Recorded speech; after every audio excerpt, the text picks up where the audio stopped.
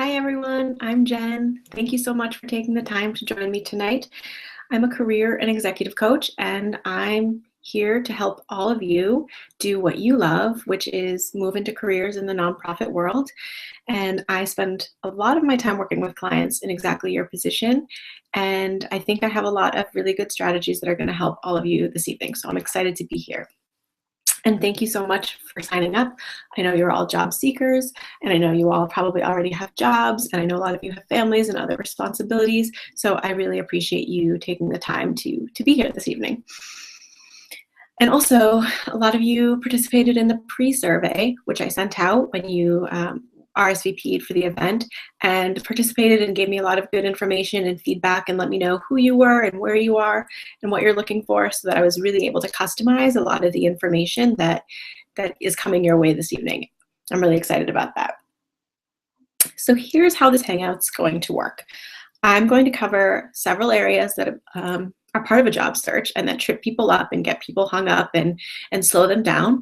But I have way more than the 5 strategies I said were coming your way. So I know I promised 5. You're getting way more than 5, but I'll still stick to our time limit, and we'll be here and it'll be efficient, and you'll be on your way with new strategies in just a short while. Also, you'll be receiving a bonus gift for signing up and participating and viewing the Hangout. So make sure you check your email next Monday. You'll be receiving something that I use with my clients to help them with their job search and to help them get ready. And I don't want to give too much away, but it's a really useful tool, and it'll make sense after our session tonight when you get it. And you should also know that you'll be on my mailing list. So when I have more events like this and more trainings and more opportunities, you'll be the first to know. And I also send out weekly emails that I'm really proud of and really excited about. Great for job seekers, great for people in the nonprofit world. Lots of interesting articles. I curate and write them myself. So I'm really excited and proud of those. I think that those are going to be helpful. So all of that is coming your way.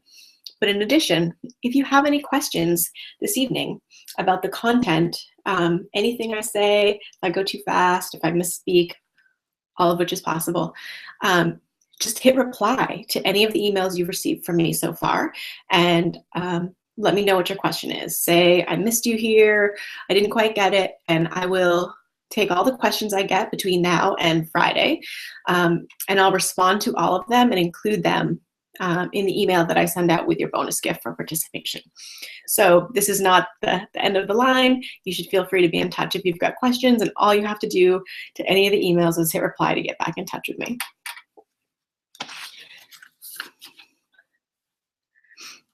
So the first thing I want to do is start with the big picture. I have a lot of details and ideas for the sort of the smaller pieces, the cover letters and the resumes, and I'm totally going to get there. But what's really important right now is that we talk about the big picture for just a second. Job searches are hard. They're exhausting, they're time consuming, they take up a lot of energy, they cause us to ask a lot of questions, right? So like, what is it that I want to do? This isn't working for me. You might be someone who's currently in a job that you are really excited about and it's not working out. You might be needing to make more money. You might be making a big transition from another line of work entirely. So it causes us to ask all sorts of questions. How much money can I live on? Will I like my new coworkers? What am I looking for? What am I good at? But it also takes up a lot of time. Instead of just going home after work and enjoying ourselves and spending time with friends and family, we have to spend time looking for jobs. So it's not that much fun. We end up sending out resumes and waiting on other people, waiting on people to get back to us and let us know if we pass the test, if we'll be chosen for an interview. And that can be really, really draining. And I see people struggle with that a lot. And it's hard. That's why it's a struggle. So here's my first strategy. The first thing I do with my clients who are on the job market is I have them set their own success metrics that are not based on whether or not they get a call about their job application. And so here's what I mean when I say that. I mean, you can control your end of the deal. You are a job seeker. You're looking for a new opportunity. You're looking for a new position. There are things you can do to help facilitate that. You can't give yourself a job offer. And even though that's the one thing you think you're looking for, what's really important for your motivation and for your energy and for your own sort of staying focused, staying on task, staying enthusiastic about the job search process, what's important is that you do your part. Because you can't offer yourself a job offer, don't worry about that right now. And I know that that sounds really counterintuitive, like that's all you want is someone to give you another job. But the truth is, if you do your part, you will get the job offer. Something will come your way, opportunities will present themselves. So when I say set success metrics that are not based on the outcome, what I mean is making sure that you're looking for jobs every day, that you have jobs sent to you from different job sites where you've set up filters and you have a profile and you've had specific jobs that are being sent to you right away so you can see if there's something new that you can apply for. Making sure your resume and your cover letter are in tip-top shape. We'll talk more about that in a little bit. And also using your network and asking for help and making sure that there's people out there helping you in your job search. So there are things that you can do and there are things that you can't do. And your job is to focus on doing the things that you can do as well as you possibly can and to not internalize any of the rejection. So you're just going to focus on writing the best cover letters, the best resumes, putting yourself out there, trying new things. That's your job. And 100% of the time, not even kidding, 100% of the time, when clients stick with this process, something happens, something changes. It's not always what they thought it would be, but something always happens. So your job is to be consistent and to be good at what you're responsible for and to not worry about the rest. So setting your own metrics of success, setting a set number of resumes to send out each week, a set number of jobs to apply for, a set number of emails to reach out to new people. That's the sort of thing I'm talking about. Don't worry about interviews and callbacks. That'll come with consistency. So job searches are hard. So a lot of people struggle. So don't feel like you're alone. That's something I get a lot. I hear it a lot. And I know that it's true. So here's the second strategy. And I think that this is very, very, very important. And anyone who's watching this who's a current client, and I know some of you are, you know how much I stress this. Being clear about what you're looking for is really important. Being clear about what you have to offer is really important. And to get to the level of clarity that I'm talking about, which is not simply an observation about what you've enjoyed so far, it takes real serious commitment to reflection and consideration of your professional experience so far. So for example, I use reflection questions with my clients, and I'm actually going to give you some of those reflection questions right now. So grab a pen and paper and write them down because you're going to want to use them yourself later on.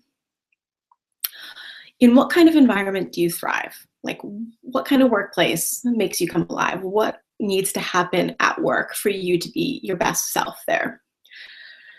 What are your dream colleagues like? Do you notice no one ever talks about dream colleagues? We talk about dream jobs. And I have seen a lot of dream jobs be not dream jobs because they haven't had dream colleagues. So what does your perfect team look like? What are those people like? What skills do they have? What attributes do they have? That's really important. Assets in the workplace. What do you bring to the table? What are your technical skills? What are your soft skills? What is your personality like? What was your best work experience? What are you most proud of? What have you done so far that you are most excited about, that's given you sort of the biggest rush of excitement and makes you really feel proud of the work you've done? I encourage clients to keep a job search journal. Now, I know people have feelings about journaling and feelings about reflecting, and I hear that and I get that, but here's the deal. If you are experiencing resistance to journaling and reflection, simply write down your thoughts. It's the same concept, okay? So call it whatever makes you feel better about the process, but the important thing is what's going on up here gets written down somewhere and saved, because that's really important data. That's really important information. So any jobs you're seeing again and again that really strike your interest, notice that. People you're meeting that you really like, or bosses you've had that you really like, and they have certain attributes, notice that. Write that down. Over time, you will have a collection of observations that tell you a lot about who you are and where you'll fit in, what will be a good fit for you. People, again, are resistant to the journaling, so just write notes, have a notebook, have a job search notebook if that makes you feel better. But this is where real clarity comes from. It doesn't just come from, I had fun, I like that, I like this person. It comes from noticing the patterns. So do that. So just take the time to think about your previous career, your previous work experience, and whether you're a young professional who's only had an internship, or whether you are a mid-level professional looking to take it to the next level. I tell you that the insights that people get from doing this serious reflection is transformational, okay? So people are going to be able to articulate what it is much better than when they just sort of assumed or didn't spend the sort of time that they should have on the reflection piece. So the first reason you want clarity is so you're clear for yourself. I mean, you want to know what it is that you're moving into and what works best for you and what will be a good fit so that you can assess in job interviews and when you're reading job descriptions if it's a good fit for you. But the other reason is when people are clear about what they can offer, they are confident and appear much more capable than candidates who do not take the time to do this. Now, if you really like managing projects, but you can't think of a specific time where you managed a project that had a huge impact on your office or your workplace or your organization, the difference between those two kinds of narratives in a job interview is huge. Like, people remember stories that you tell them about the impact that you had, whereas probably all of the applicants talk about how good they are at managing projects. So this is where you get really specific, you get really clear for yourself and for everyone that you have to communicate all of this to. So first it'll be, we're leading up to my next point about cover letters. It'll be to job interview committees, hiring managers, anyone you talk to on the phone. It'll be networking nights. It makes all of that communication so much easier if you spend a little time doing the clarity and reflection work first. In fact, it can't really happen any other way. You have to do that work. So even if it sounds like it's a little bit of a drag, spend some time. It'll make a huge, huge difference. And I have a few more reflection questions for you. So grab that pen and paper again. Here are some really good questions to get you started if you're not sure about what you should write in your job search journal or your job search notebook or whatever you're calling it. What do you excel at and how has it helped facilitate your organization's mission? What are you most proud of and why? How would your colleagues describe you? So I really like this one. So spend some time and think, like, what is the feedback I've gotten from my colleagues? Am I a good communicator? Am I really good in a crisis? Do I work well under pressure? These are the sorts of things that are really, first of all, they're good for you to know because you probably haven't really internalized that. Most people, when they get that sort of compliment, don't think about what it means or what people are really observing. People are uncomfortable receiving that sort of compliment. But you can think about, like, is there a pattern here? Like, do people keep telling me I'm good at the same thing? And do I like what I'm good at? Because those are two different things as well. So what do you want to do more of in your next position?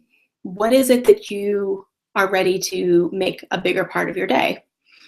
And what would you like to do less of? This is important too.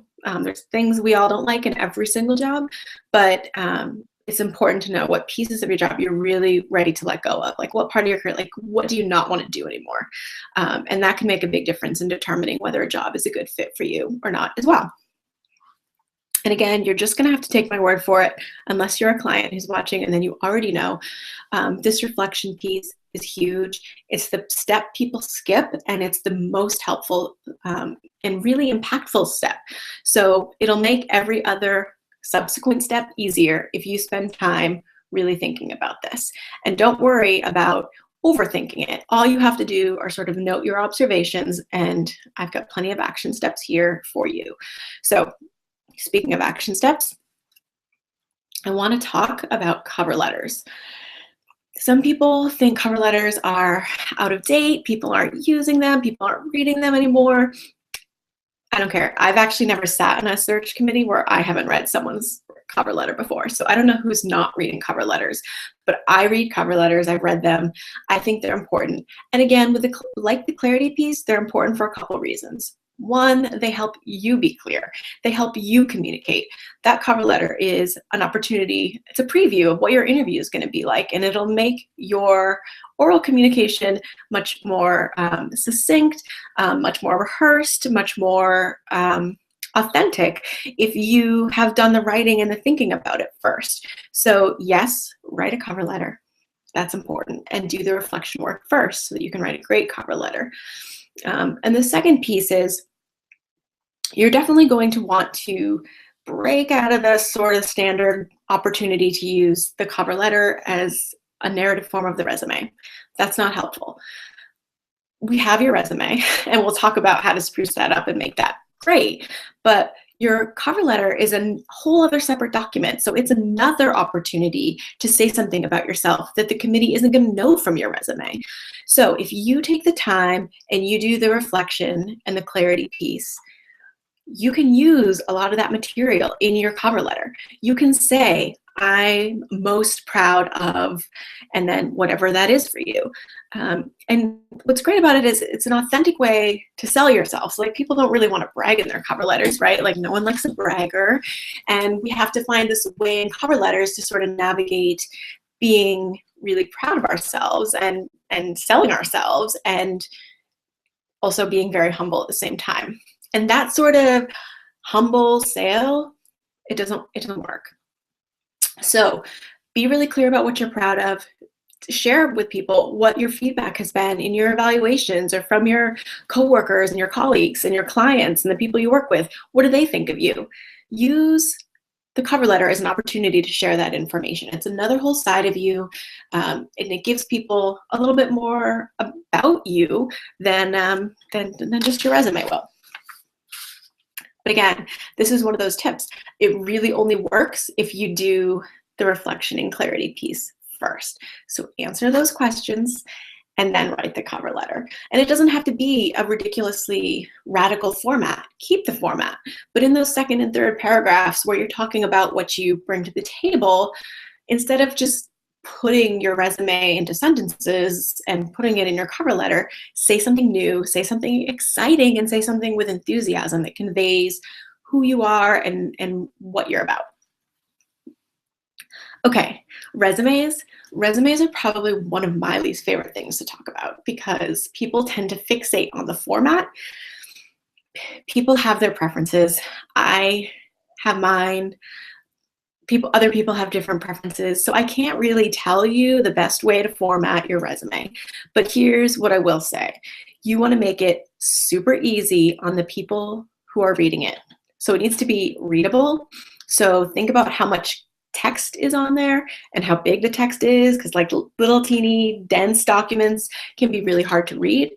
And also think about what's on there. So a resume is not where you keep every accomplishment you've ever had, every job you've ever had, every award you've ever won. It's simply not a running tally of all your accomplishments. Your resume is a tool to get a job. And that's how you need to treat it. So I spend time with clients sort of weeding out their resumes. Like, okay, so I'm sure it was really cool to win this award in high school, but you finished grad school and it's not related, so it's probably time we edit this a little bit. And I know people, they get really attached to things they've done. So like I have an academic background and I'm not really doing that work anymore, but people who make that sort of transition have a hard time giving up papers that they've written and grants that they've won and that sort of thing. So I encourage people to keep a full document with everything that they're really proud of. Keep that, have that, add to that. Don't use that to apply for jobs. That's something different. The first thing you need to do is customize your resume. And what I mean by that is if you're someone who's applying to a few different types of jobs, which I used to do because I bounced around between a couple fields, I would have like one template for one field and one template for another field. And then instead of putting everything that I loved about myself on these, I put everything that I thought the person who was doing the hiring would love about me. So that's really important. It's not just about what is important to you. you have to put yourself in the shoes of the person who's doing the hiring and the reading of the resume. They're probably reading a lot of resumes. They're probably reading them very quickly. And they want to know, are you the right person for this job? Are you someone we should even consider at this point? They're probably reading hundreds of resumes. It's a tight job market out there, and that's what's happening. So make sure that you use something like, instead of all your work experience, you could consider using relevant work experience. Now, if you're a young professional, you should not feel bad about putting all your work out there if that's what fills up a page for you. But make sure that you put the things that are most important in a really obvious way, like in your job descriptions. Don't bury things that are really interesting and important and directly relate to the job that you're applying for. You don't want to do that. You want to make sure people know right away you're qualified for the job. I also encourage people to look at the jobs they're applying for. When you look at the job qualifications, that is like a golden ticket. That's really important. That's what those people who are on the search committee or the hiring manager, that's what they're looking for. That is their wish list. So the easier you can make it on them to see that you meet those criteria, the better. So let me give you an example.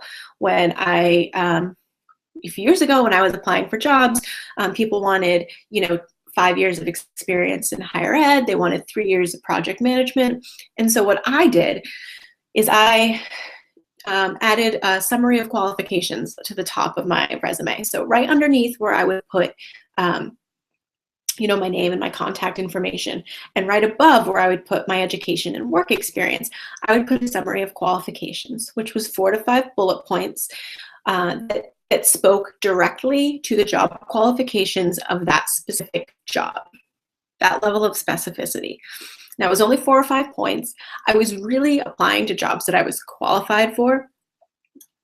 But I will say, if you're applying for jobs and you're trying to make a big transition, particularly if you're transitioning from another field, there's ways to do that, and including just taking a giant step back. So if you are, say, a kindergarten teacher and you want to be a community organizer, your resume right now might say something like has developed curriculum for kids, but we might just call that, if we were going to revise your resume for an organizer position, develops and implements curriculum, works with families and kids. So whatever you do on like a daily basis, like take a step back from it. And that's the sort of thing, that's the sort of way that you can sort of categorize your experience and make it work for something like this. And I do have more strategies for job transitioners that I'll share towards the end of the talk. But it is really important that you customize and that you pay attention to what they're asking for, so that you can customize and make sure that it's really specific, so they can see right away this person is qualified for this job. So to recap quickly, strategy number 1, we want to sort of not internalize any of this process and create our own success metrics based on our input into the system and not on outputs that are we have to wait on someone else for. So we grade and evaluate the process on the inputs. Clarity is really important, and the way to get there is through reflection. And I gave you those 10 questions, so make sure you take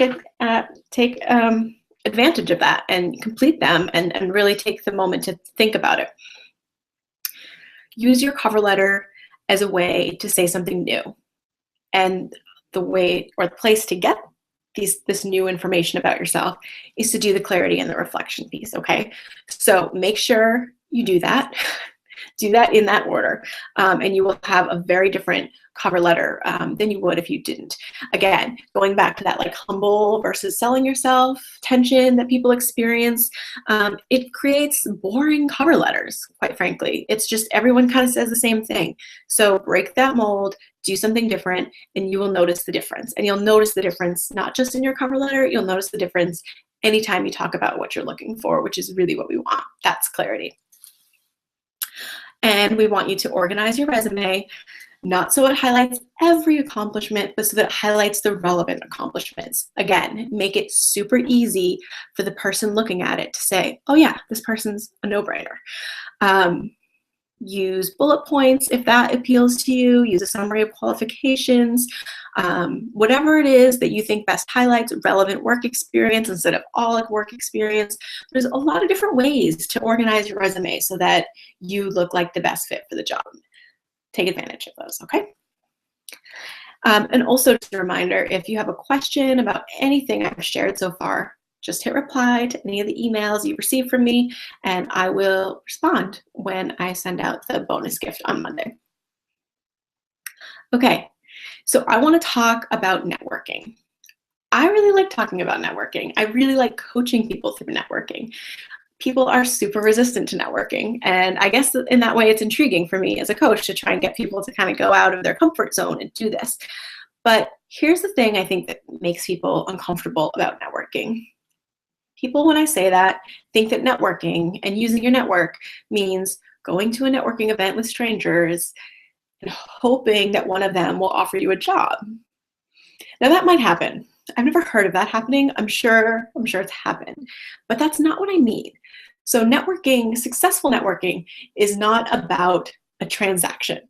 It's about nurturing and leveraging relationships you already have and building new ones.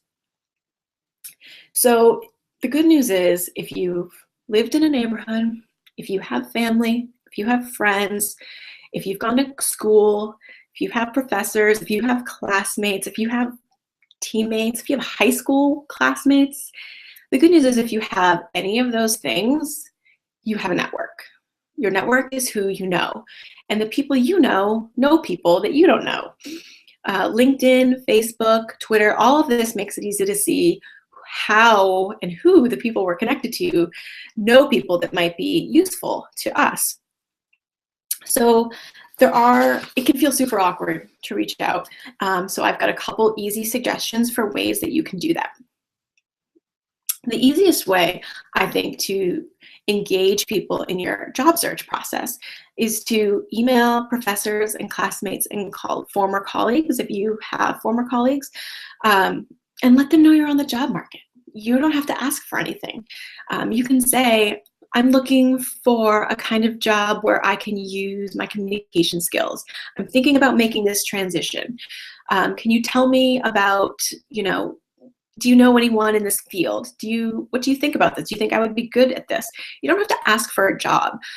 You can ask people to keep their eyes open. You can ask for a direct contact if they have any, or if you know that they have a contact, you could ask for it explicitly.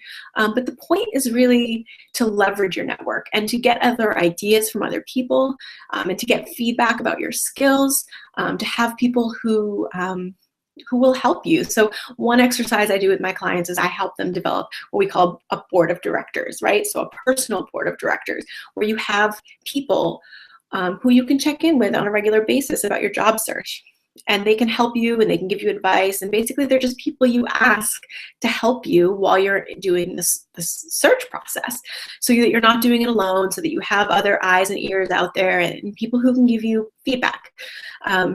It's easy to ask. I've never had a client ask someone and have them say no. Again, if you hear no, move on to the next person. It's fine. I think people get so caught up in the possibility of no that they don't take any chances whatsoever. But letting people know that you like and respect and trust and that you think have connections to what you want to do is important, and it's easy. So you should do it. I'm also a fan of the declare it publicly, put it all out there. This makes some people really uncomfortable, but I would say if you're comfortable, say it on Facebook, say it on Twitter, let people know you're thinking of finding a new job or a new field or a new position, and does anyone have any feedback? Now, you might be in a position where you can't share that information publicly, and I totally get that too.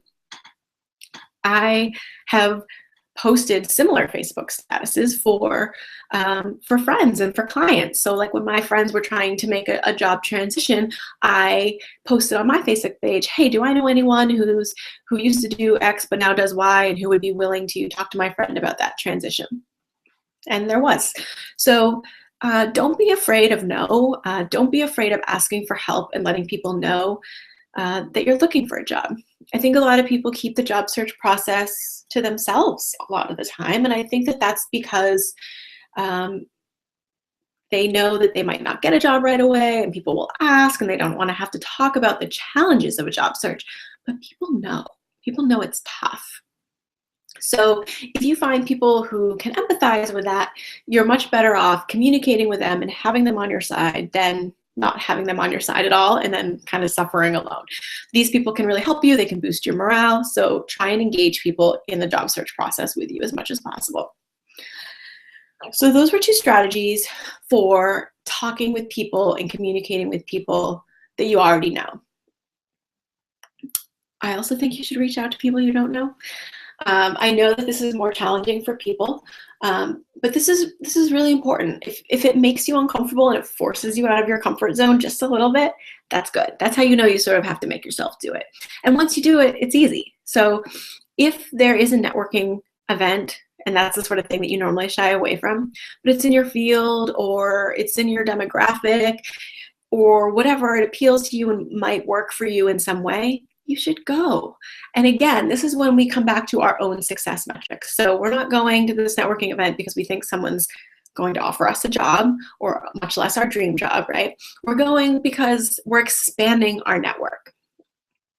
So go put yourself out of your comfort zone, introduce yourself. People will probably be glad if you just take the initiative to make the conversation because it can be awkward for everyone. So just go, say hello, ask questions, learn about other people's jobs. And, as I'm saying, this networking is a relational activity and not a transactional one.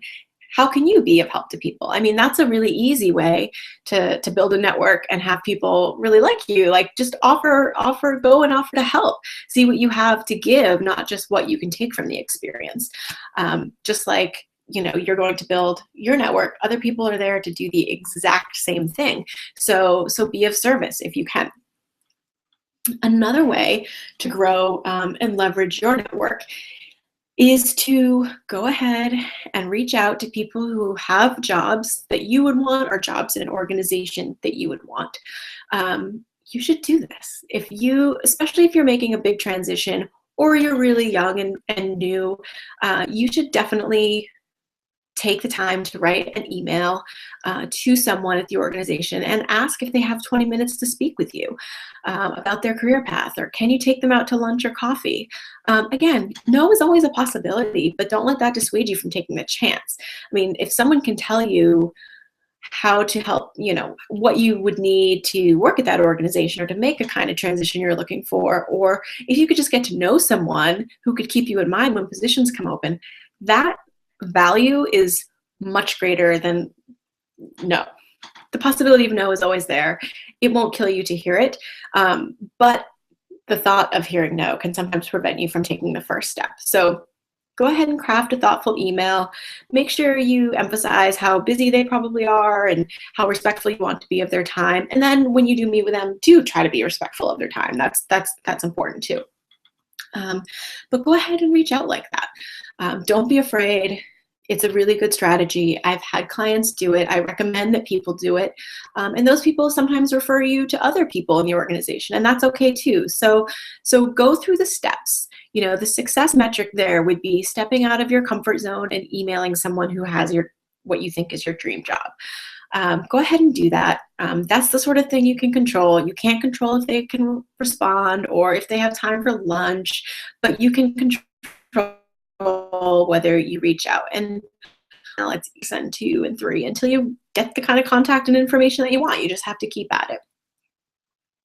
And here's another way to network. And I don't know why more people don't do this, because this is probably easier than all the other things I've said so far. But networking, your network is people you know. So how you know those people is not necessarily that important.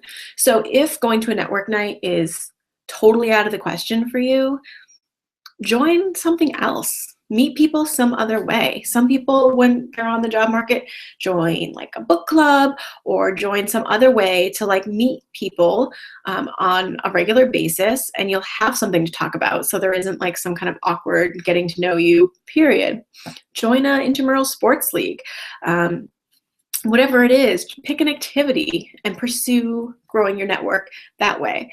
You know, I live in a city and there's like all kinds of different clubs here. You can get on Meetup, there's like sports leagues, and like so many of those people work full time, right? So they all have jobs, they all know people, and it's an easy way to grow your network and have fun, and that's important too. You can't spend all day applying for jobs, so consider getting to know new people and learning about their career path and seeing if any of their jobs sound interesting. See how that can play out for you too. It's a much less scary way to build your network in an easy way. One more thing about networking events. Don't bring your friends. That's my number one tip for going to networking nights. I have gone to many networking nights with friends where I have done this much networking. It's just too tempting and it's too safe to just sit in the back with your friends and have a drink. That's not what you're there to do. So I don't even tell people anymore when I'm going to a networking night, really. I just go, and it's not that I don't want to see my friends, but go and see your friends and enjoy your friends. Don't go hang out with your friends at a networking event and then leave and feel like you didn't do any networking and like that was a waste of time. I do think it's important to step out of your comfort zone. I think that that is a reward of its own.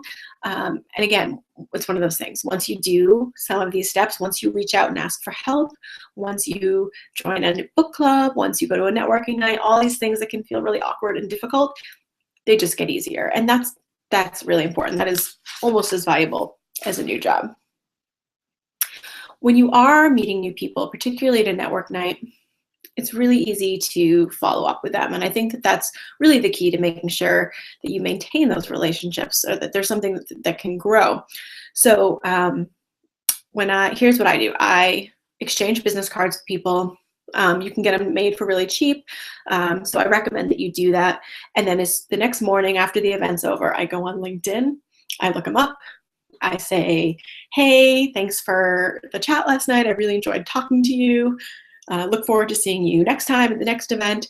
And that's that. So I haven't actually like used any of the contacts I've met, but I've met some people with really interesting jobs, really great connections, and I enjoy getting to know them. So don't miss out on an opportunity to follow up. That's kind of key. If you just collect business cards and hold on to them until you think you need a favor from someone, that's not the best. And again, remember that other people are sort of expecting this from you. So if you get the opportunity to be of service to someone in your network, it's good to engage and put that out there and be helpful, so that when the time comes, you can have help and support that you need. Again, these events can be really awkward and nerve-wracking for everyone. So it's absolutely not just you, but you should go. And again, if you can manage it and you look really calm and you just say hello and say your name and what you're doing, you'll look like a social rock star. So go ahead and do it. You'll be glad that you did. Okay, so we've covered how to set success metrics for a job search so that we stay motivated, how to use reflection to get the clarity we need to write cover letters, to communicate in job interviews, and how to write cover letters and what we're going to include from now on and what we're going to do in preparation, right? We're going to do that reflection work first. And we've also talked about the importance of making sure your resume is created to be read by someone else. Not for you, it's not for your mom to read, it's for the person who's going to hire you for the job.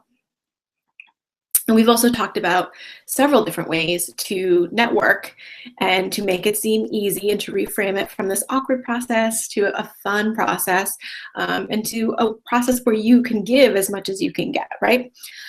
So if you have any questions about any of those, you should feel free to email me. Just hit reply like I said, and I will write up all the responses once I get them. But now it's time for your questions, which I'm really excited about. So I sent out the pre-survey before Hangout just now, and I took the time to write responses. So some of them were not about nonprofit work, and since that's why everyone's here, I chose the questions that were related to nonprofit work. So let's get started. So the first question is, how do you make a big career transition from a very different field? So this is a good question. I received it multiple times, so I assume that there are multiple career transitioners out there watching right now, which is great. The first thing I want to say is that most of my clients are in your shoes. So I see people almost mostly, really in the last few months, who have been looking to move from the corporate world into the nonprofit world. So you should know that it happens, and it's totally possible, and you most likely have very transferable skills. So the first thing I do with these clients, who often come feeling like they really want to make a change, and they feel much more connected to the mission of nonprofits, is I do what I call a transitional skill assessment. So this is where I sit down and I spend a lot of time with my clients, and I ask a lot of questions. I look at their resume, I ask for details about their work experience, and then I have them look for jobs that they want, that they think they'd be interested in applying for. And we look to see, what the overlap is. And then we look to see how we can sort of find connections between what they've been doing and what they would like to do.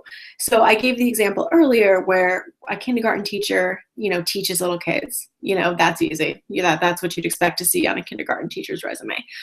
But we could also call teaching, curriculum development and implementation. And then it sort of takes on like a whole different connotation while still being totally accurate. It means something else in a different context. Like, it means that this person has expertise in teaching, and their expertise doesn't have to really be limited to this one population. So it's easy you have to take off the goggles of your industry and of your specific job and just step back a little bit and see, like, what is really going on here? Are these skills creative? Are they analytical? If I were in another industry, how would I categorize these skills? Everyone has them. They're easy to identify, and people are generally surprised at how many they have.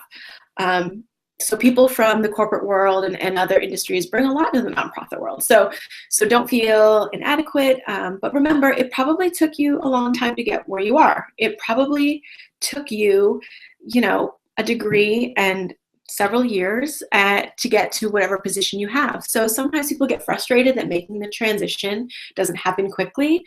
But it took time to get where you are, and it'll take time to get where you're going, and you should use that time to explore and learn.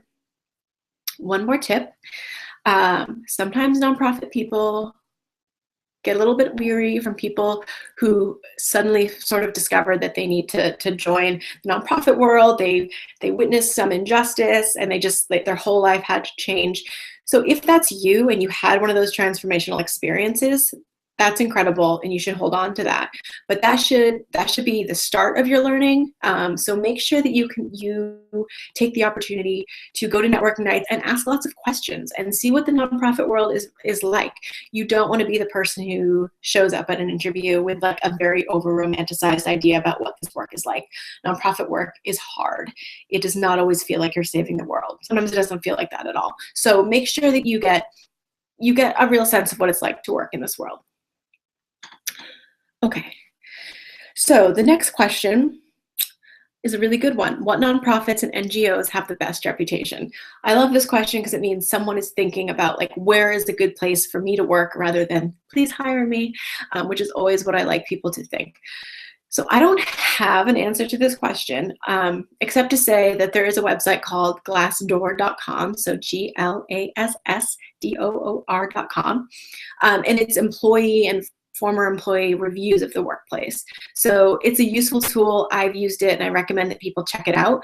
But what's important about this question is that the person asking it know what they mean. So whatever it is that you value in an employer, whether that's flexibility or time off or really great pay or whatever it is, make sure that's clear for you. and make sure that you ask people about that. And that's another really good thing to have a network for, right? Like, you're not always asking your network for a job. Like, sometimes you just need information. And so asking around, and people who are in the NGO world will definitely have a sense of this for you. Trust me. People in local nonprofits will, like, if I ask people in my city, like, what's a good place to work for, people would know. So that's a great question to take to your networking nights. And again, that the answer is going to be different for people, because people want different things from work, and from their employer. So be clear about what it is that's important to you, and reach out and ask those questions, and check out glassdoor.com as well. The next question, how do you find a remote nonprofit job? So I've been getting this question more and more lately. I definitely recommend that people use the remote job filters on the job searches that have them. Idealist.org definitely has one, and is a great resource for nonprofit job seekers. But I also want to encourage people, if this is something that's important to you, it might be a good conversation to have for a job that maybe doesn't explicitly say this is a remote job. That might be a conversation to have if you're offered the job. So maybe don't just wait and see if it's remote. It's not clear if the person asking wants to, like, just work from home, or if they want to work from the other side of the world. But places might be open to both opportunities. So don't rule it out. I think this is something that a lot of employers are sort of slowly becoming a little bit more open to, especially international organizations where a lot of people have family and lives, sort of scattered across the world. So don't just look for remote jobs would be my advice. Definitely use those filters, but also consider asking about the possibility of working remotely if you're offered the job. I maybe wouldn't ask in the job interview, but I would definitely ask if I was offered the job and that was something that would matter to me. Okay, question number 4 is kind of a tough one. So what do you do when you feel lost? And I totally know that feeling. I've totally been there. It's really tough. And that's why I started this whole conversation with, you need to not internalize any of this. If you're not getting the callbacks and it feels like rejection, don't internalize that. This is a tough process. It's a tough economy. A lot of people are going without jobs and without new jobs. So don't internalize that. Hopefully you've gotten some strategies tonight about how you can really, like, spruce up your search, and new strategies that you can implement, and a different way to approach it. That's my hope for you all this evening. So don't internalize it, and focus on being curious and being playful. I see clients regularly who have had their dream job and they hate it. Okay, so nobody's got it all figured out. If you have gotten to a point in your career where you're unhappy and you're ready to make a change, that's a really important step. That's not nothing. You could keep going. You could keep going and not take the risk of trying something different, because trying something different is disorienting and challenging. So that's probably what you're experiencing. Again, don't internalize it. Stay focused on the process and the things you can control. Be willing to reach new people and talk to new people and ask questions. I don't think people ask questions enough. So when you're at a networking event and you're on the job market, ask about what other people really like. You might be surprised at the kind of jobs that make people happy versus, like, sort of what makes people happy in your mind. So ask questions, be willing to meet new people. And make sure that you are keeping up with your end of the bargain, and asking for feedback, using your network, sprucing up that cover letter, doing those reflection questions. All that stuff can really make a difference. And I see it across the board with my clients, that when they implement changes in a consistent way, their life changes. Things happen for them. In fact, I haven't seen this not happen for people. People meet new people, new opportunities present themselves, businesses are started, nonprofits are started, people go back to school, people get jobs from places they didn't expect but get really excited about. So you can't really control the outcome, but when people pursue change in a consistent, clear way, things happen. And I can't explain it, but I see it all the time with my clients. So definitely stay positive. I got another good question here. So how do you respect the boundaries of your network? This is great because this means someone is using their network if they're asking about their boundaries, and that is a good thing. So I interpreted this question to mean that you're asking for help from your network and someone is slow or resistant to get on board, which is a bummer. But this is another thing you can't internalize. If if someone's not helpful to you, then you need to let it go and find someone who is. Now, I think it's okay to send 2 or 3 emails in a few weeks' time and like as a reminder, and some people might even really appreciate that. Like, I'm really busy this week, but email me next week and I can do it or something like that. So if someone in your network is asking for that sort of feedback, then I would say, like, absolutely email them until they do what they're doing they need to do for you. But if you're emailing and like not getting responses, then don't worry about it. Honestly, your network is only helpful if they're enthusiastic for you. I mean, they need to be working on your behalf. So if it's not working out, don't spend too much time or energy. Find someone else who can make the connection or offer the advice or something, whatever it is you need that person to do. Try and find someone else if you're not getting what you're looking for. All right, so those were the questions. If anyone has any more questions, please hit reply to the emails. I really hope that you took something that is actionable. I really, really hope that you do the reflection questions. And I'm thrilled that you all took the time to hang out with me tonight. I know, at least in Boston, it's been a very long week with our weather. So wherever you are, I hope it stays warm and sunny. I don't think there's any chance of that for us in Boston, unfortunately, for at least for a while. But I'm happy to answer questions. Go ahead and email me, and you can expect to hear from me on Monday with a bonus gift for your job search that I hope is going to help, and maybe some more information and more goodies. You're on my mailing list, so you'll definitely be hearing from me in a couple weeks. And I've got some really exciting things coming up business-wise that you'll be hearing about as well. So keep in touch and let me know how it goes. And if you've used any of the tools or advice I've given you here tonight, feel free to email me or find me on Twitter and let me know at Jen Walker Wall. And I look forward to hearing from you. And thanks for your time. Have a good night.